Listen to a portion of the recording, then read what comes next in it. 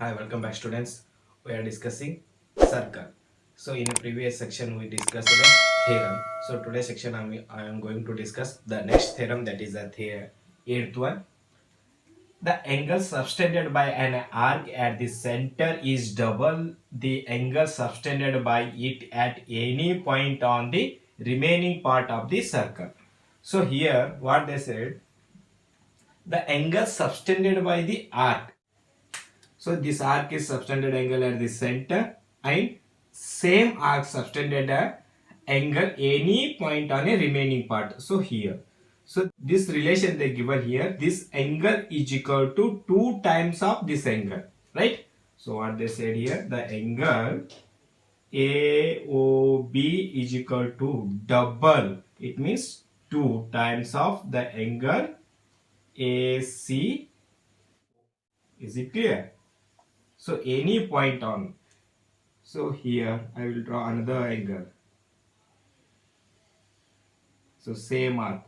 This angle and the relation between these two is, so it is a double of this angle. Is it clear? Similarly here. So this angle is equal to 2 times of this angle. Is it clear? Same arc. It is also right. So when this 2 comes this side, this become a 1 by 2. The angle AOB is equal to angle ACO. So it is also relation. So this angle is equal to half of the center angle, right? Then this angle is equal to 2 times of this angle. Is it clear? Well students, the next theorem, ninth one. The angle in a same segment of the circle are equal. So in a same segment, the framed angles are equal. So here is a circle, PQ is a chord, and here is a two segment are. This one is a minor segment and this one is a major segment, right?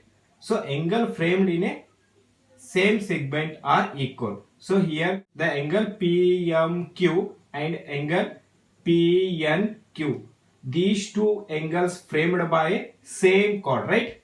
So same chord means these two angles are equal to each other. The angle framed by same segment are equal, right? So these two angles are equal. Similarly, in a minor segment, so here framed this angle. These two are also equal to each other. These angles framed by same chord or a angle framed in a same segment are equal. For example, I will take here. So in a same segment, the angles are equal to each other. So here also, these angles are equal to each other. In a same segment, the angles are equal to each other. So here, the angle PMQ is equal to angle PNQ. So reason, the angle framed by a same chord or angle in a same segment, right?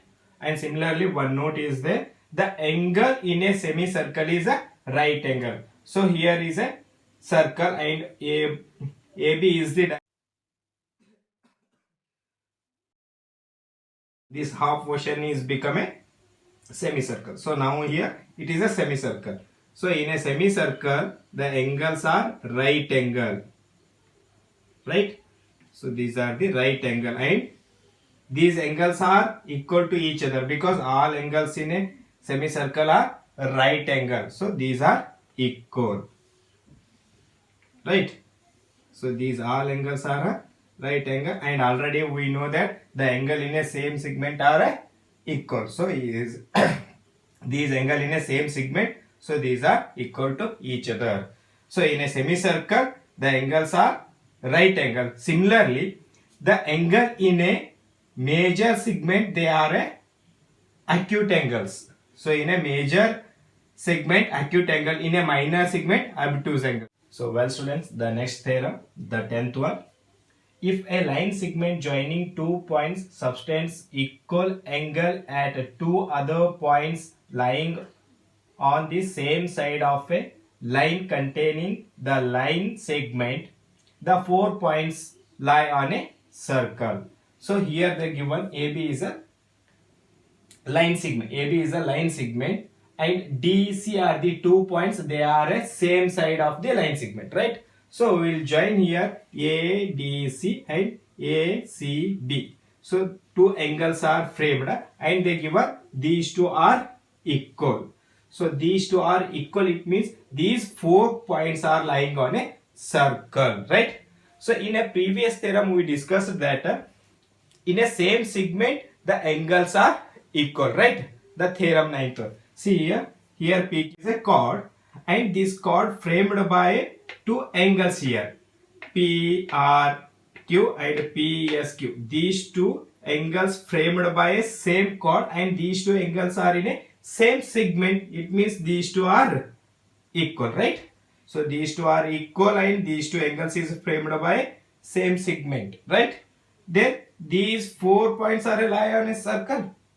See here PQSR. These 4 points lie on a circle. Similarly here also, here AB is the chord and these two angles is framed by a same chord and a same segment. It means these 4 points are lying on a same circle. So well students, the last concept, cyclic quadrilateral. So what is a cyclic quadrilateral? Here the quadrilateral ABCD is a cyclic quadrilateral if the all 4 vertices of its lie on a circle. See here circle is there and ABCD is a quadrilateral. So this quadrilateral vertices are lying on a circle, right? So it means it is a cyclic quadrilateral. Is it clear? The four vertices are lie on a circle, means it is a cyclic quadrilateral. So in a cyclic quadrilateral two theorems are there. So first one, the theorem 11th one, the sum of either pair of opposite angles of a cyclic quadrilateral is 180. So here if ABCD is a cyclic quadrilateral, then their opposite sum of opposite angles is 180. So here if ABCD is a cyclic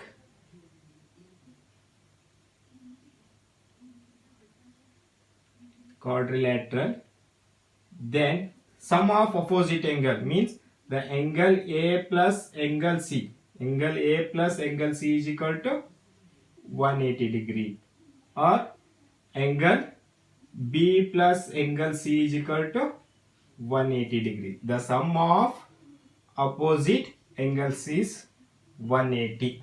Is it clear? And this converse part is theorem told, if sum of a pair of opposite angles of a quadrilateral is 180, the quadrilateral is a cyclic. See here. So in a quadrilateral, the sum of opposite angles is a 180. For example, here angle A plus angle C is equal to 180, or angle D plus angle B is equal to 180. So sum of opposite angle is a 180. Then the ABCD is a cyclic quadrilateral. So here if the sum of opposite angle is a 180, then ABCD is a cyclic quadrilateral.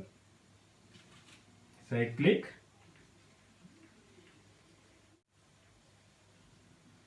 quadrilateral. Is it clear? So these two theorems says that here in a cyclic quadrilateral the sum of opposite angles is 180, and in a quadrilateral the sum of opposite angles is a 180, then it is a cyclic quadrilateral. Vice versa. 180 it means it is a cyclic quadrilateral. It is a cyclic quadrilateral means the sum of opposite angle is a 180. Is it clear?